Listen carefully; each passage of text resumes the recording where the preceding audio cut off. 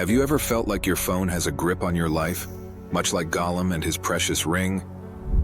What if I told you that this addiction is designed to keep you hooked?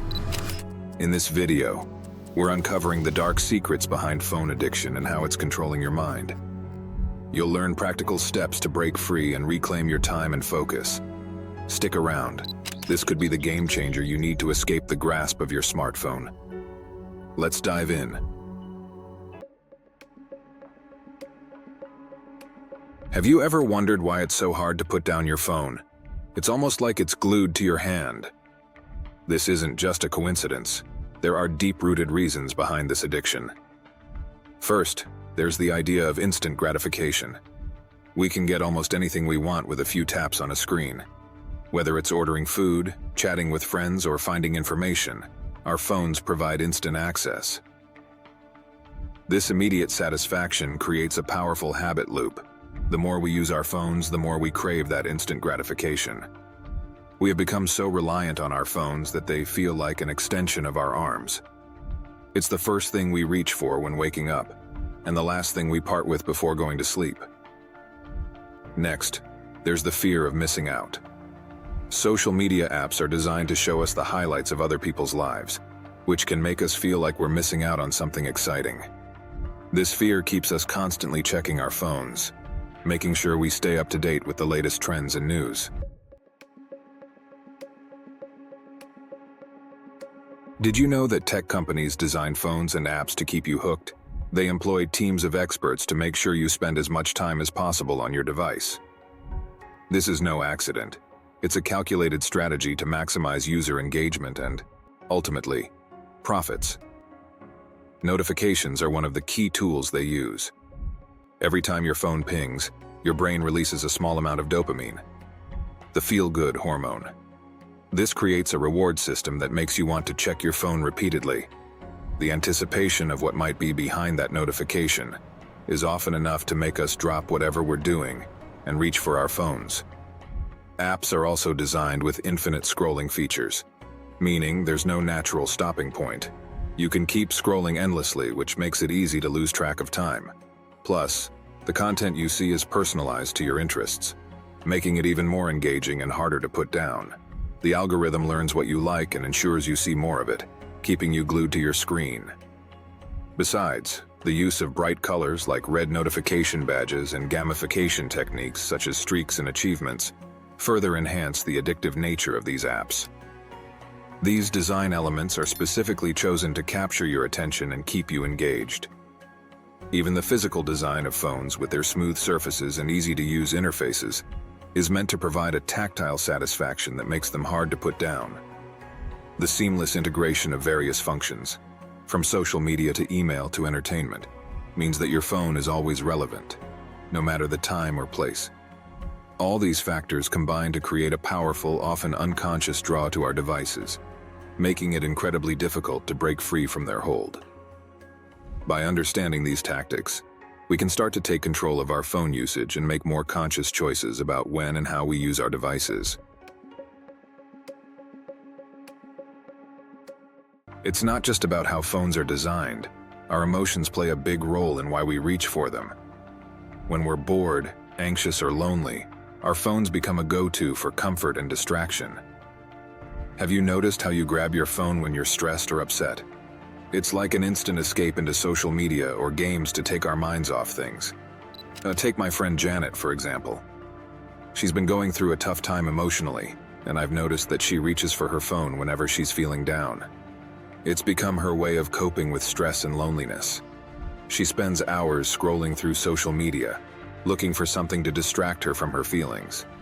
But while it provides temporary relief, it doesn't address the root of her issues. This habit creates a cycle of dependency. The more we use our phones to deal with negative emotions, the less we learn to handle those feelings on our own. This makes us even more reliant on our devices, feeding into the addiction.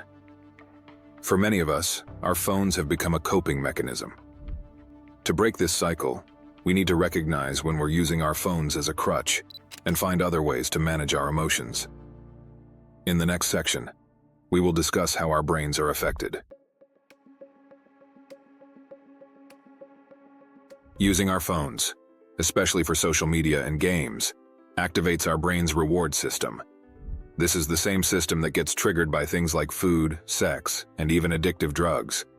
When we use our phones, our brain releases dopamine, which makes us feel good and reinforces the habit, making us want to do it again and again. Our brains crave novelty and stimulation. Each notification, or even the possibility of one, releases a bit of dopamine, which keeps us hooked on checking our devices. This cycle of anticipation and reward creates a habit that's hard to break. Over time, our brains start craving these dopamine hits more and more, leading to a compulsion to check our phones frequently. This can result in negative effects, like a shorter attention span and increased anxiety and depression. Constant phone use also impacts our brain's ability to focus and process information. When we're always switching between tasks and notifications, our brains struggle to stay focused on one thing. This makes it harder to complete tasks and remember information. In the next section, we'll talk about how we can start making choices that lead to better emotional health and less reliance on digital distractions.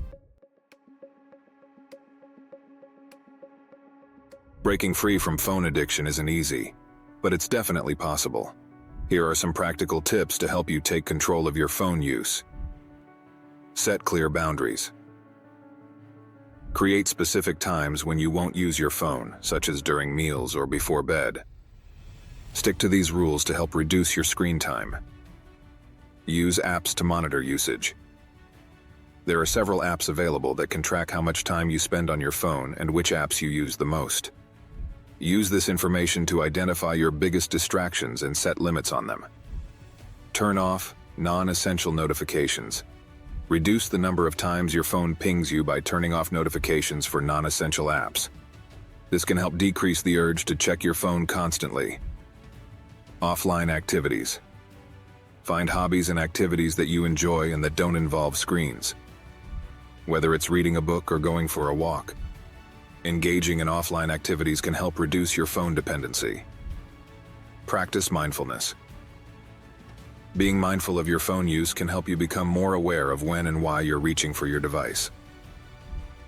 Take a moment to pause and ask yourself if you really need to check your phone, or if there's something else you could be doing. By taking these steps, you can start to break the cycle of phone addiction and create a healthier, more balanced relationship with technology. We can't escape the technology surrounding us, but we can make an effort to reconnect with people in person, and this will make a huge difference. It's about creating balance and ensuring that our technology use doesn't overshadow the beautiful real-life experiences and interactions that make life special. Think about the last time you had a deep conversation with a friend over coffee or enjoyed a family gathering. These are the moments that create lasting memories and foster strong relationships. When we put our phones away and focus on the people around us, we give ourselves the opportunity to truly engage and connect. Isn't it amazing how much richer and more fulfilling real-life interactions can be? There's something truly special about connecting with people face-to-face, sharing genuine moments without the distraction of technology. It's important to remember that human beings are social creatures. We thrive on real-life experiences and interactions. Laughing with friends, hugging a loved one, or simply making eye contact during a conversation can bring a sense of joy and fulfillment that a digital interaction just can't match. Take small steps to rebuild these connections. Share a laugh, have a heart-to-heart talk, or simply enjoy each other's company. Next time you're with friends or family, try putting your phone aside. Listen actively, share your thoughts, and be present in the moment. You might be surprised at how much more rewarding these interactions become. These moments of genuine connection are what life's all about. See you next time.